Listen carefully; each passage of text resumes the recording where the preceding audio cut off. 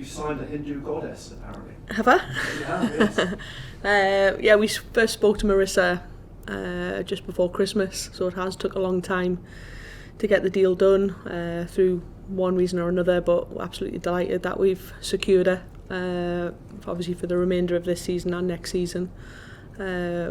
She's a fantastic player, real exciting midfielder who's got loads of energy. And we're hoping she can contribute, in the next 3 games. I noticed she's 5'3", so she's not the biggest in the world. She fits right in. For what she lacks in height, she's certainly got the ability with her feet. We were hoping she would be here for the Newcastle game, but because of the fires at Heathrow, our flight got cancelled, which was typical. But she's here. She's integrated well. Obviously, familiar face with Jessie Stapleton. They both represent Ireland together, and we're excited to see, her play for Sunderland.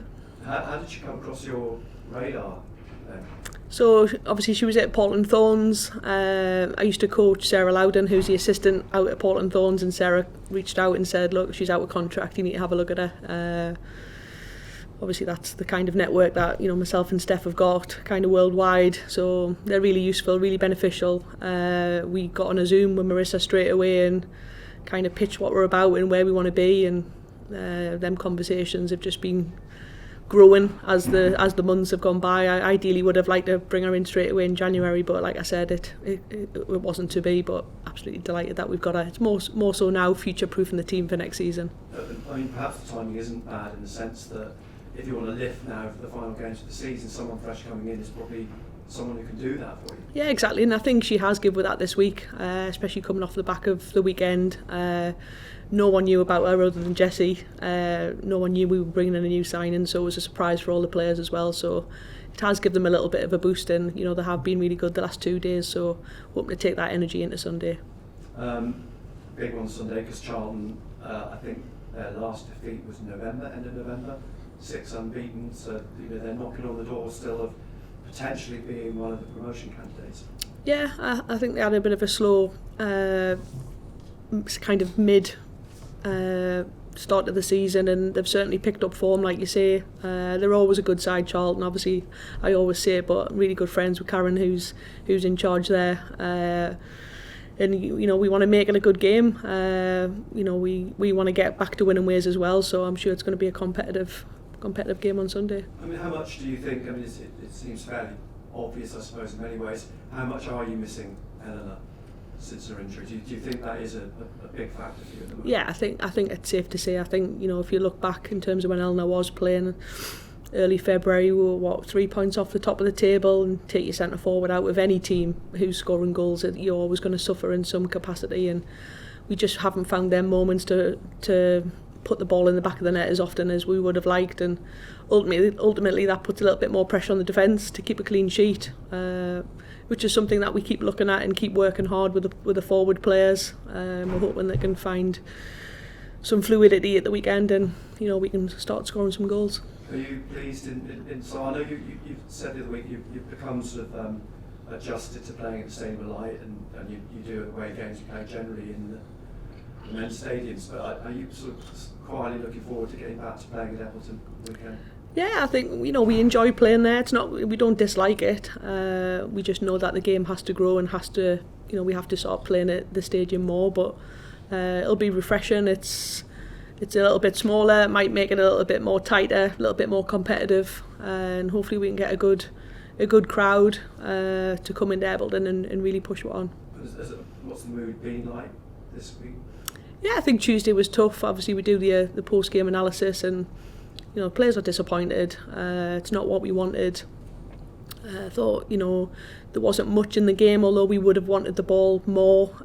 We didn't string enough passes together in order to get higher up the pitch. So it probably felt like we were too deep at times, and that puts a lot of onus on the forward players to hold and bring others into play. So it's something that we've looked at this week, and we certainly want to put that right on Sunday. Right. Cheers. Hi, Mel. Just briefly touching on last week.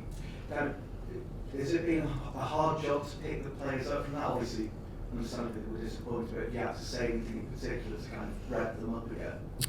Nothing in particular. I think we just have to reiterate how we want to play, and we have to be braver in possession.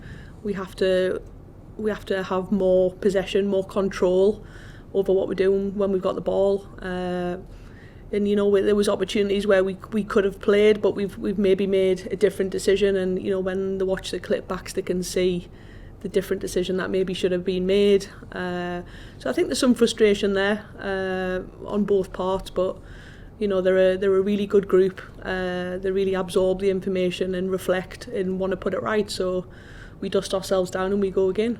And do you think that frustration might act as a bit of a motivator for this weekend?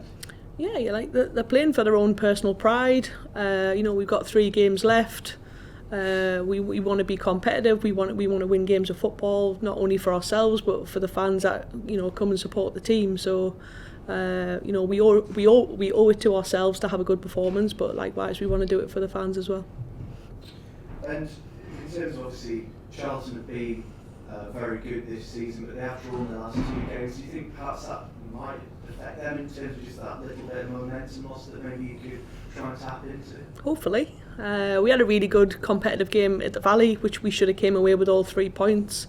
We conceded 2 soft goals late on, which was disappointing. So we know we can hold our own against any team in this division, and you know, we have to be clinical in both boxes. We have to defend better, but we also have to, you know, be clinical in the attacking box and be ruthless.